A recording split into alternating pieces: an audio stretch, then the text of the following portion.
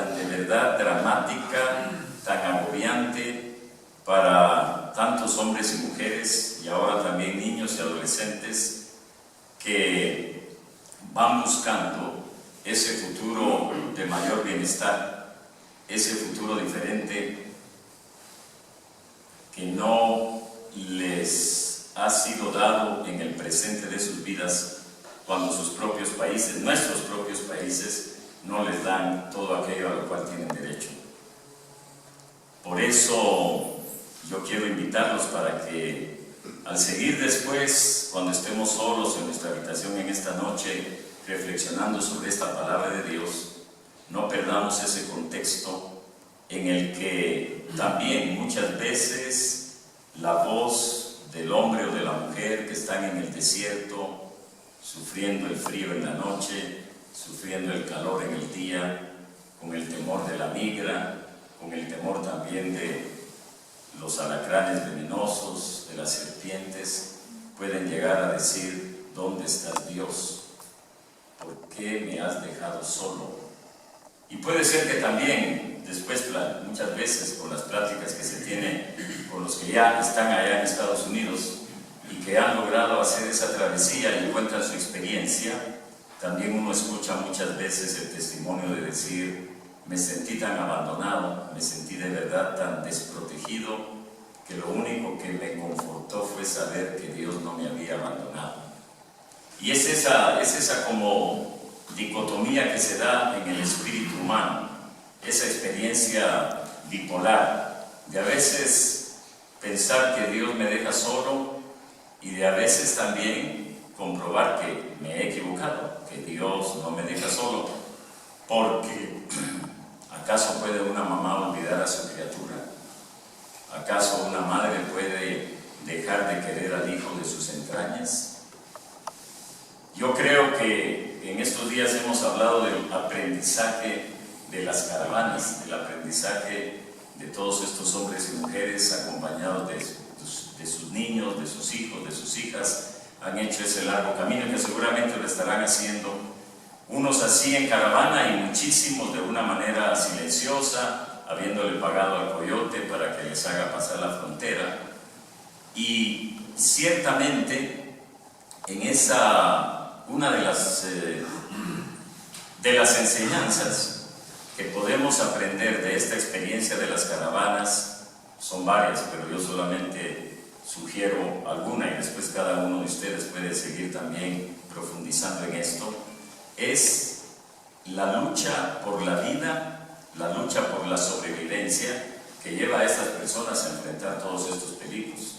El deseo realmente potente, muy fuerte, de buscar mejores futuros.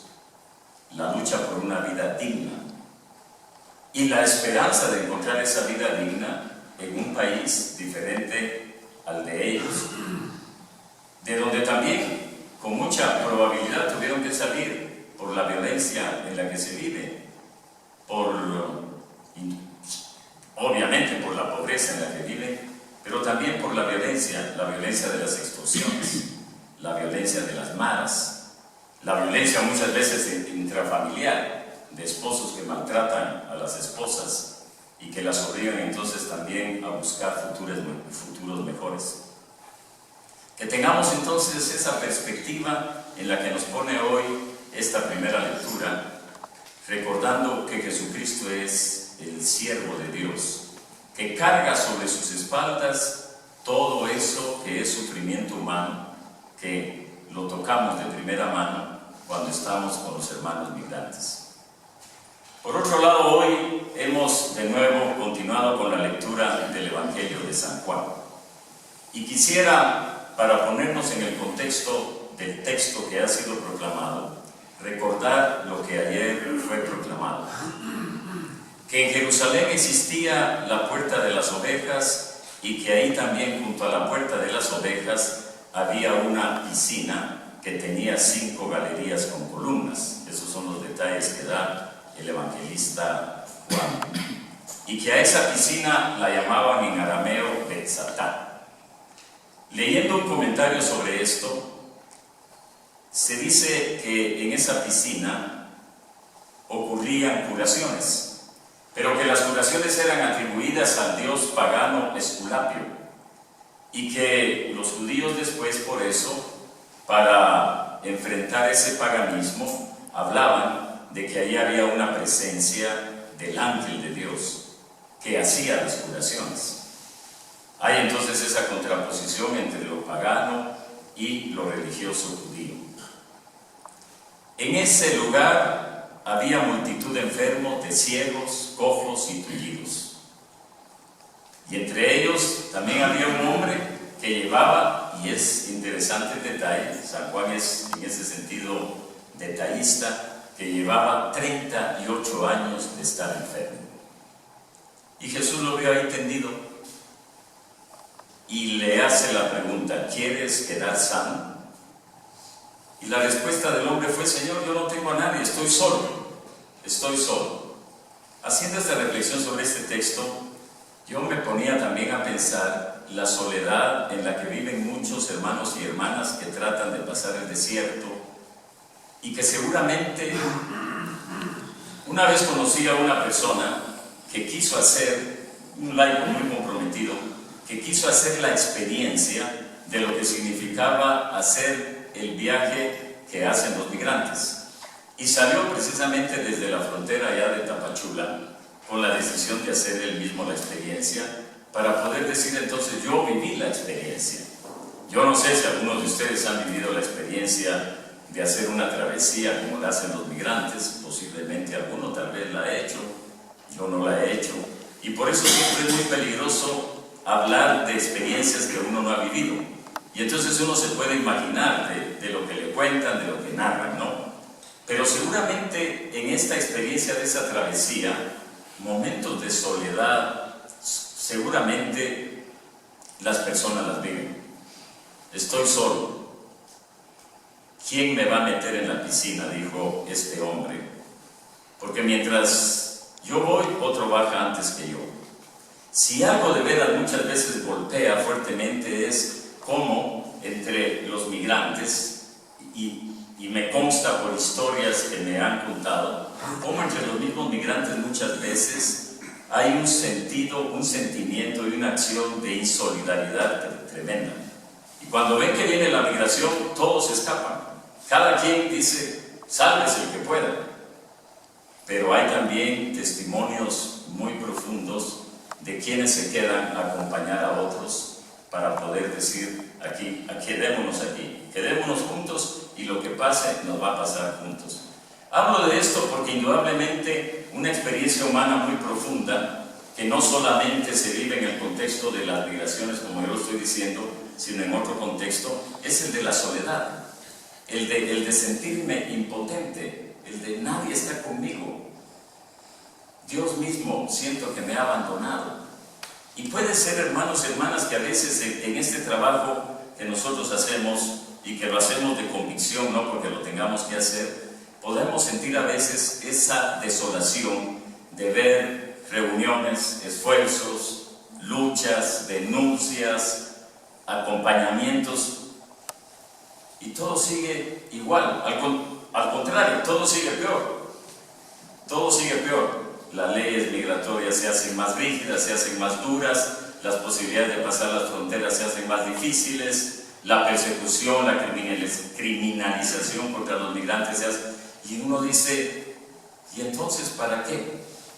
Y puede venir esa desolación interior que se transforma en una frustración. Bueno, así me imagino un poco este hombre que estaba ahí, ¿no? Y Jesús le dice: levántate, échate al hombro la camilla y camina. Ese día era sábado. Es interesante después que en el relato que escuchábamos ayer, las autoridades judías, a mí realmente la traducción de este leccionario no me gusta, ¿no? Es una traducción que no, realmente leyendo otra Biblia me gustaba mucho más esa traducción, pero bueno, esta es la que tenemos y esta es la que escuchamos. Era sábado, y entonces estos fanáticos religiosos, cumplidores de normas y de leyes, a los cuales el Señor Jesús criticaba con tanta fuerza, cuando se encuentran al hombre le dice: ¿por qué estás cargando tu camilla? Es increíble, ¿no? No le dicen, estamos alegres porque ahora caminas, sino que le dicen, ¿por qué estás cargando tu camilla? Es sábado, no lo puedes hacer. Y entonces él contesta, el que me curó me dijo que me la echara al hombre y es lo que yo estoy haciendo. Todo eso pasa ahí. El Evangelio dice que después que hizo el Señor Jesús la curación, se desapareció entre la multitud. Pero después hay un detalle interesante. Jesús encuentra al hombre, no ya en la piscina, lugar de curaciones paganas, que los judíos están tratando de transformar el sentido, sino que lo encuentra en el templo. En la casa de Dios, al cual Jesús dice, Él es mi Padre. Y Él y yo, dice Jesús, hacemos lo mismo. Mi Padre actúa, yo actúo. Y ahí comienza esta reacción interesante, ¿no? Porque dice que estas autoridades judías, cuando Jesús les dice, porque ellos le dicen, ¿por qué estás curando el sábado? ¿Por qué estás curando el sábado? Estás yendo contra la ley. Y aquí voy a hacer un pequeño paréntesis. En estos temas migratorios tenemos, hermanos y hermanas, que evitar caer en la tentación de pensar que lo legal es siempre lo justo. Y esa es una gravísima aberración. Lo legal no es siempre lo justo. Y el día de ayer Selmo nos hablaba precisamente de la objeción de conciencia, en la homilía que él nos dio el día de ayer, para que veas que no estaba dormido. La objeción de conciencia es eso, ¿no? Lo legal no es siempre lo justo. Y si alguien vino a demostrarlo así con hechos, fue el Señor Jesús.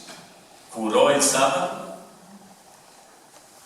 y lo hizo. ¿Por qué lo hizo? Porque Jesús es la vida y Él vino para dar vida. Y este hombre enfermo durante 38 años, paralítico, no había tenido vida. No había tenido vida. Ustedes se pueden imaginar lo que significa 38 años. Uno se puede preguntar, ¿sería cierto que fueron 38 años? ¿Estará diciendo la verdad San Juan?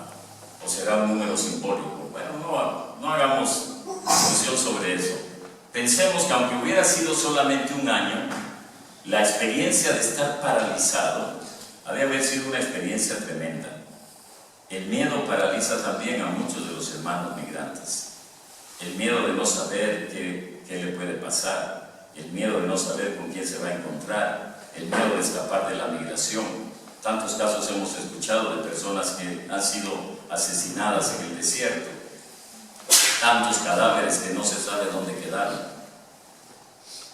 El miedo, la soledad. Y sin embargo estos, lo que les interesa es por qué lo hiciste el sábado. Y entonces la respuesta del Señor Jesús es, mi Padre hace, actúa, y yo también actúo, porque yo soy la vida, y el que cree en mí tendrá esa vida.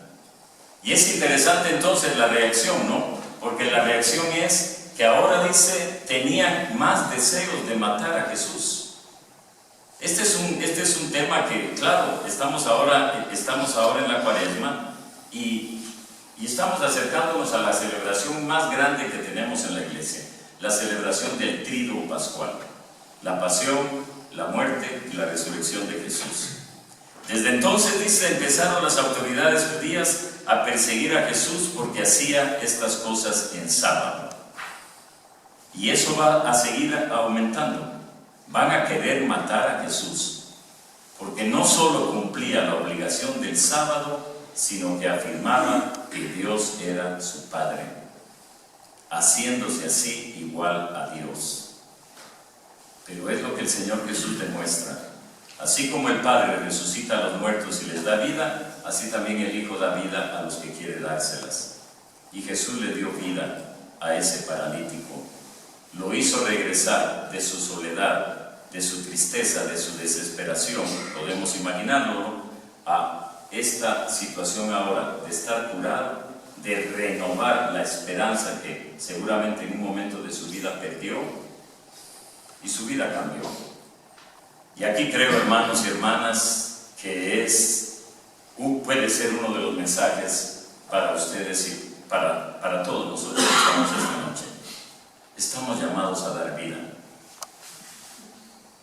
No vamos a resucitar muertos, indudablemente, pero sí podemos dar vida cuando logramos que muchos hombres y mujeres con quienes nos relacionamos en nuestro trabajo pastoral recobran la esperanza del sentido de su propia dignidad, que ya eso es muchísimo, la esperanza de saber que se les está negando algo a lo cual tienen derecho por el pecado, por la complicidad de la mentira, en el poder, por lo que sea.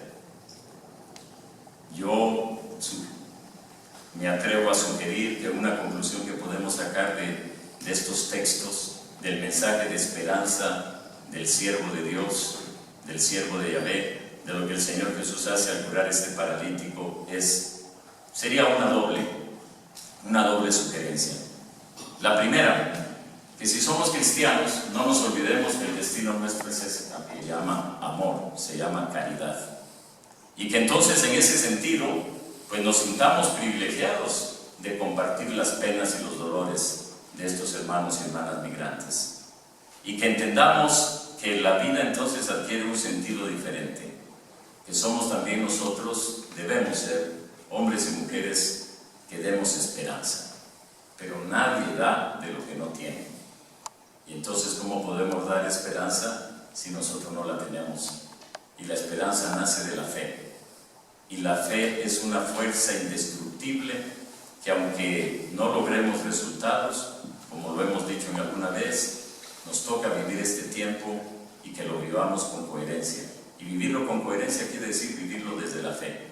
Y entonces, aunque a veces nos sintamos desolados y nos sintamos tristes y nos sintamos como no acompañados y nos sintamos como que estamos arando en el mar, no importa, porque nuestra perspectiva va más allá de los resultados inmediatos o de los resultados a largo plazo. No importa, porque la fe nos sostiene. Ojalá y así sea para todos y todas.